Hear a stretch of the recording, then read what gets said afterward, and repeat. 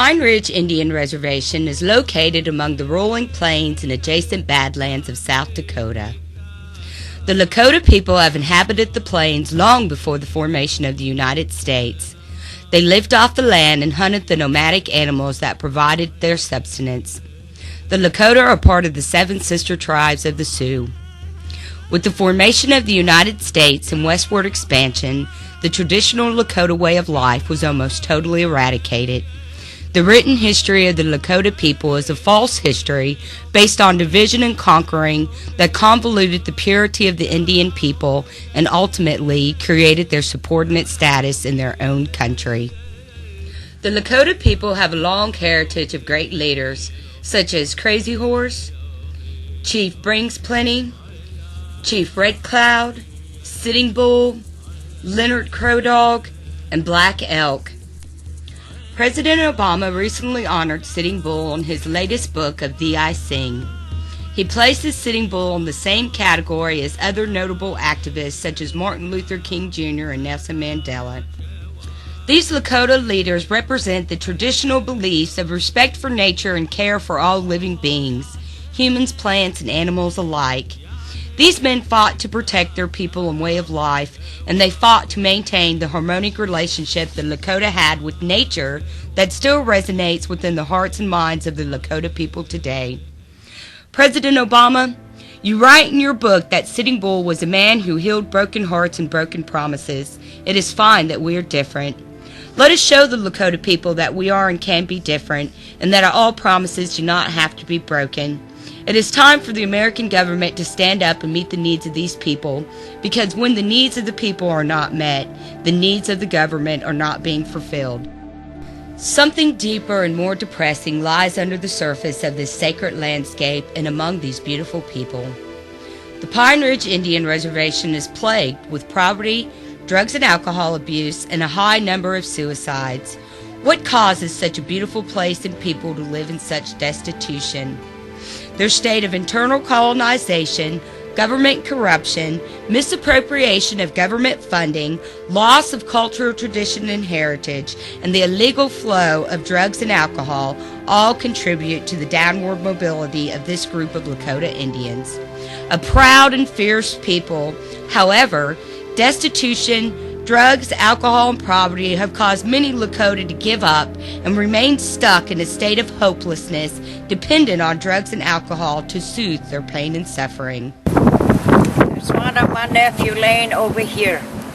2 of them got killed, and the law didn't do nothing about it. The Nebraska law can't do nothing, and we have to look into it in South Dakota.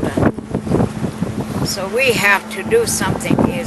We've got to stop this liquor that's going in and out here. So we want that to be stopped, because there's a lot of killing and nobody knows what's going on. But the Lakota people are the only one that knows. And we can't do nothing. I wonder what we're going to do. We don't even know which way to turn to tell our leader. And our leader knows about it.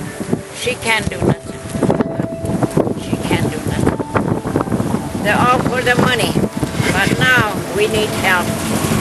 We need help. We need help. And I hope the President of the United States will do something about this. That's why I remember him at this hour. We know that he can help us. He can help us because we know that he's our, in a way, his skin is dark, but our skin is dark too. And we go for him under him. What he wants us to do, we'll go along. But we want him to do what we're doing. I want him to stop. I want him to help us to stop this liquor that's in Nebraska. A lot of people get killed, and that's going to go on and on. Somebody's got to stop, and he's got to help us to stop this. That's the only way. And I'm an elderly, and I used to be a cop a long time ago. Just I was telling him. I stop all the cars. I open the trunk. There's a lot of drinks in there. But nowadays, they don't. So we need the President of the United States to put his one or two words in it and stop this. We need his help at this hour, I'm telling you. So we know that this is going on and on and on, and a lot of people got killed. What can we do? They're still selling that to them. We've got to stop that. So Obama should help us do this stop. We need his help. I'm telling you right now. And you are far, many, many miles away, but I mention your name. So please help us. This I ask everybody.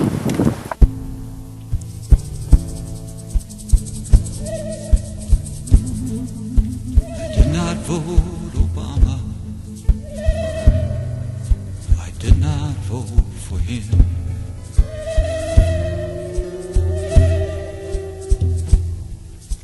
I voted for my children, their great-grandchildren.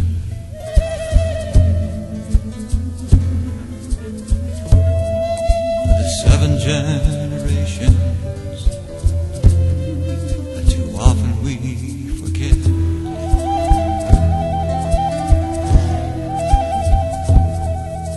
I'm grateful our grandfathers followed honor, not regret.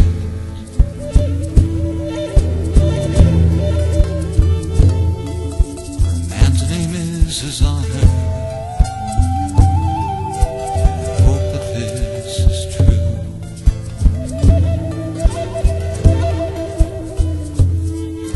Barak, the name means blessings. So what is he to do?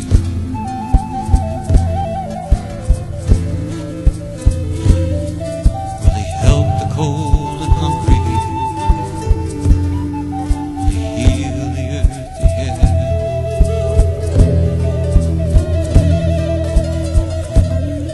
Will he care for all that's living? For the future, no, he cares.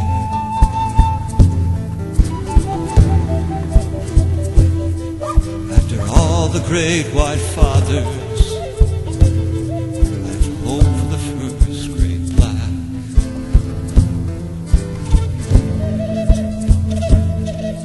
The earth can start its healing, and all can join the ghost dance.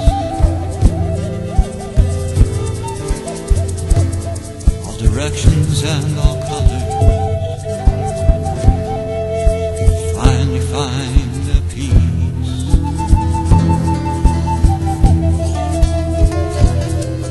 Will history be honest,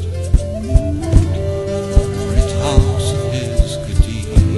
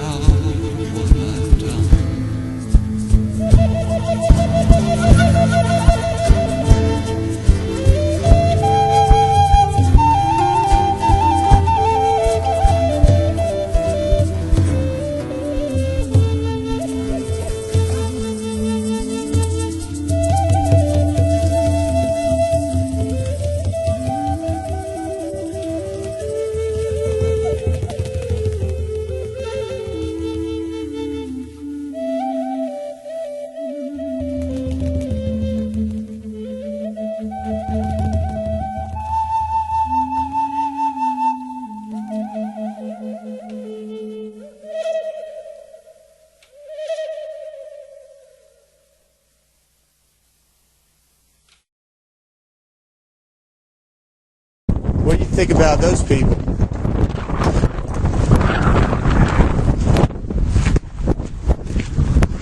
Are they doing a disservice to the Native community?